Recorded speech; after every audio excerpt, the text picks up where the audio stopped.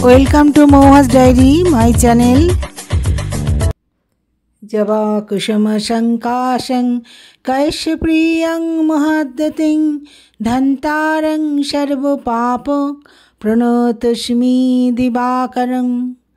हे সূর্যদেব, হে সূর্য ভগবান, এই ছট পুজো আসছে, তার একটা ভিডিও নিয়ে বন্ধুরা চলে এসেছি। দেখো, এই ভিডিওটা তোমরা প্রথম থেকে দেখো, আর ভালো লাগলে সাবস্ক্রাইব করো। এই ছট পুজো কী, কার পুজো করা হয়, কবে কবে এই ছট পুজো পড়েছে, 3 দিন ধরে এই ছট পুজো পালিত হবে, সব কিছু আমি তোমাদের বলছি। একটি প্রাচীন হিন্দু উৎসব যা ভগবান সূর্য এবং ছোটি মাইয়া সূর্যের বোন তাকে উৎসর্গ করা হয়। এই ছট পূজা বিহার, ঝাড়খণ্ড, পূর্ব উত্তরপ্রদেশ এবং নেপাল রাজ্যের জন্য অনন্য। এটি একমাত্র বৈদিক উৎসব যা সূর্য দেবতাকে উৎসর্গ করা হয়, যিনি সকল শক্তির উৎস, এবং ছোটি মাইয়া বৈদিক যুগের দেবী উষার অপর নাম। তাকে উৎসর্গ করা হয় মানুষের মঙ্গল, উন্নয়ন এবং সমৃদ্ধি বৃদ্ধির জন্যে। আলো, শক্তি এবং জীবনী শক্তির দেবতাকে পূজা করা হয়। এই উৎসবের মাধ্যমে মানুষ 4 দিন ধরে সূর্য দেবতাকে পূজা করে। এই উৎসবে যারা উপবাস করে তাদের ব্রতী বলা হয়। ছট পূজা কবে পড়ছে বন্ধুরা, ভালো করে দেখে নাও, শুনে নাও। 2025-এর 25শে অক্টোবর থেকে 28শে অক্টোবর পর্যন্ত পালিত হবে। এই উৎসব বছরে 2 বার করে পালিত হয়, একবার গ্রীষ্মকালে এবং দ্বিতীয় শীতকালে। কার্তিক ছট অক্টোবর আর নভেম্বর মাসেই পালিত হয়। হিন্দু পঞ্জিকা অনুসারে কার্তিক মাসে ষষ্ঠী তিথিতে পালিত হয় এই ছট পূজা, এবং দীপাবলির পর এটি আরেকটি হিন্দু উৎসব যা অক্টোবর বা নভেম্বরে পড়ে। গ্রীষ্মকালে ছট পূজাকে চৈতি ছট বলা হয়। হোলির কয়েকদিন পরেই উদযাপিত হয়। উৎসবের নাম ছট কেন?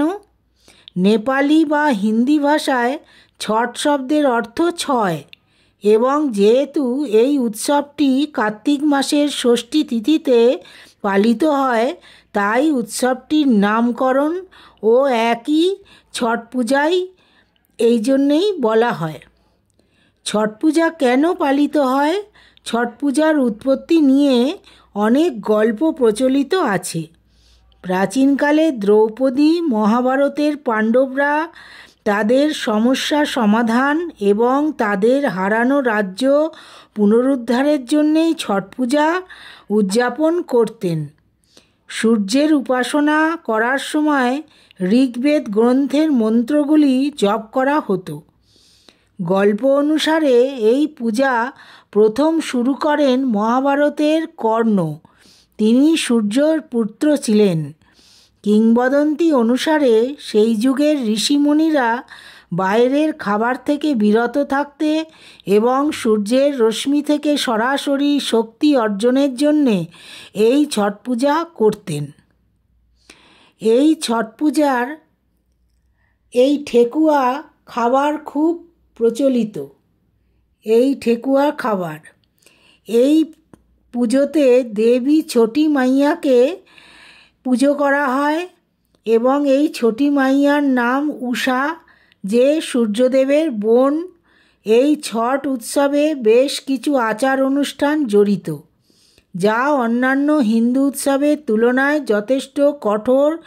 এর মধ্যে খুব কঠিন এই উপবাস, এর মধ্যে নদী বা জলাশয়ে স্নান করা, কঠোর উপবাস, কেউ জলও খেতে পারে না, জলে দাঁড়িয়ে প্রার্থনা করা দীর্ঘ সময় ধরে, সূর্যের দিকে মুখ করে থাকা, এবং সূর্যোদয় ও সূর্যাস্তের সময় সূর্যকে প্রসাদ নিবেদন করা।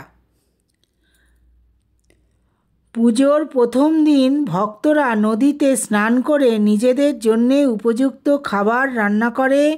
উপবাসী মহিলারা দিনে একবার খাবার খেতে পারেন। এইভাবে সূর্যদেবকে তারা পুজো করেন জলের মধ্যে তারা দাঁড়িয়ে। আর দ্বিতীয় দিনে ভক্তরা পুরো দিন ধরে উপবাস পালন করতে হয়, যা তারা সূর্যাস্তের কিছুক্ষণ পরেই ভাঙতে পারেন। উপবাসী মহিলারা ক্ষীর ও রুটি এবং তারা এই প্রসাদ দিয়ে উপবাস ভাঙেন। এরপর 36 ঘন্টা জল ছাড়াই উপবাস করতে হয়। এই ছটি মাইয়ার এই ছট পুজোতে দেখো এইভাবে মহিলারা সিঁদুর পরায়, জলেতে এইভাবে নৈবেদ্য নিবেদন করে। কলার ছড়া, হাতে ঠেকুয়া আর নারকোল এইগুলোই দেয়, 5 রকম ফল দেয়।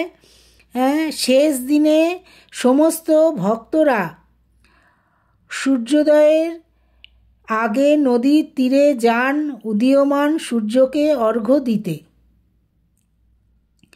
তৃতীয় দিনে বাড়িতে প্রসাদ তৈরি করে কাটানো হয়। তারপর সন্ধ্যায় পুরো পরিবার সবাই নদীর তীরে যায়। সেখানে তারা অস্তগামী সূর্যের উদ্দেশ্যে নৈবেদ্য নিবেদন করেন। মহিলারা হলুদ রঙের শাড়ি পরেন এবং তারা লোকসঙ্গীতের মাধ্যমে সন্ধ্যাটা খুব আনন্দ সহকারে কাটান। ভক্তরা সূর্যোদয়ের আগেই নদীর তীরে চলে যান উদীয়মান সূর্যকে অর্ঘ্য দিতে। এই উৎসব শেষ হয় যখন ব্রতীরা তাদের 36 ঘন্টার উপবাস ভাঙে। ছট পুজোতে ঠেকুয়া এক ধরনের খাবার। এই ঠেকুয়ার খাবার গম দিয়ে নানা রকম শুকনো ফল, বাদাম, গুড়, নারকোল, প্রচুর ঘি দিয়ে তৈরি করা হয়। ঠেকুয়া ছট পুজোর একটি বিশেষ অংশ। ভক্তরা সূর্যোদয় ও সূর্যাস্তের সময় নদীর তীরে প্রার্থনা করেন এবং বৈজ্ঞানিকভাবে এই প্রমাণিত যে এই দুটি সময় সৌরশক্তিতে অতি বেগুনি বিকিরণের মাত্রা সবচেয়ে কম থাকে এবং এটি শরীরের জন্যে সত্যি উপকারী। এই ঐতিহ্যবাহী উৎসব আপনার ওপর ইতিবাচকতা বর্ষণ করে বা পজিটিভিটি বর্ষণ করে এবং আপনার মন, আত্মা এবং শরীরকে বিষমুক্ত করে। এটি শক্তিশালী সূর্যকে উপাসনা করে আপনার শরীরের সমস্ত নেতিবাচক শক্তি বা নেগেটিভিটি দূর করতে সাহায্য করে। দেখো বন্ধুরা, এইভাবেই ছট পুজো হয়। জলের মধ্যে দাঁড়িয়ে তারা সব সূর্যদেবকে নিবেদন করে আর এইভাবে তারা নৈবেদ্য নিবেদন করে আর সিঁদুর পরায়। এইভাবে সূর্যদেবকে তারা প্রণাম জানায়। ভালো লাগলে আমার চ্যানেলটা একটু সাবস্ক্রাইব করো বন্ধুরা। Thanks for watching Moua's diary.